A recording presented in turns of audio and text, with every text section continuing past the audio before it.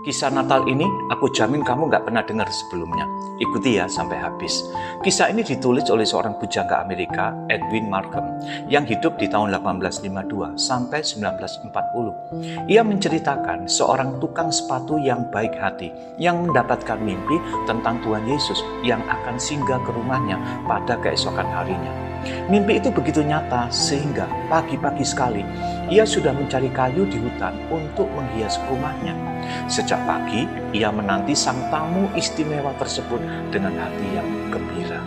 Ditunggu cukup lama, gak ada satu orang pun yang datang, kecuali seorang laki-laki tua yang bermaksud menumpang untuk mencari kehangatan. Selagi laki-laki itu duduk, tukang sepatu itu melihat sepatunya yang robek. Lalu ia beranjak mengambil sepasang sepatu baru dan diberikan kepada laki-laki tua tersebut. Kemudian laki-laki tua itu pamit pergi dengan mengenakan sepasang sepatu baru. Tukang sepatu itu masih menunggu hingga sore hari. Sang tamu istimewa belum datang juga, kecuali seorang wanita tua yang melintas dengan membawa kayu bakar yang berat. Ia mengundang wanita tua itu mampir di rumahnya untuk beristirahat. Karena 2 hari wanita itu belum makan, ia menawarkan makanan kepadanya. Malam harinya, tukang sepatu itu mendengar tangisan anak kecil di depan pintu rumahnya. Anak itu tersesat. Ia menghampiri anak itu, menyeka air matanya dan mengantarnya pulang. Ketika ia kembali ke rumahnya, ia merasa sedih sekali. Tuhan Yesus pasti datang saat ia pergi. Betapa inginnya ia mencium tangannya yang berlubang paku dan membasuh kakinya yang bertusuk paku. Kemudian ia akan duduk dan berbincang-bincang dengannya. Selagi ia duduk dengan sedih, tiba-tiba terdengar suara lembut berbicara kepadanya. Angkatlah hatimu anakku, sebab aku menepati janjiku. 3 kali aku datang ke rumahmu, 3 kali bayanganku menyentuh lantaimu. Akulah manusia dengan kaki telanjang. Akulah wanita yang kau beri makanan.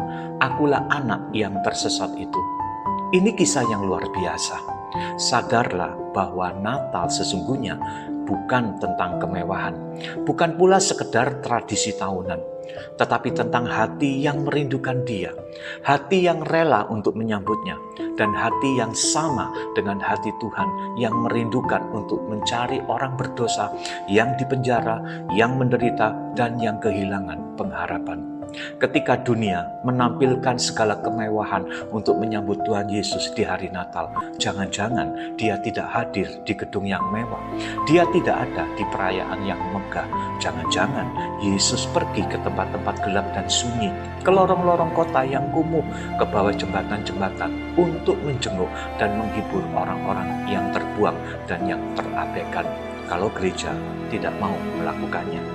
Tuhan berkata di Matius 25 ayat 40, Aku berkata kepadamu, sesungguhnya segala sesuatu yang kamu lakukan untuk salah seorang dari saudaraku yang paling hina ini, kamu telah melakukannya untuk aku.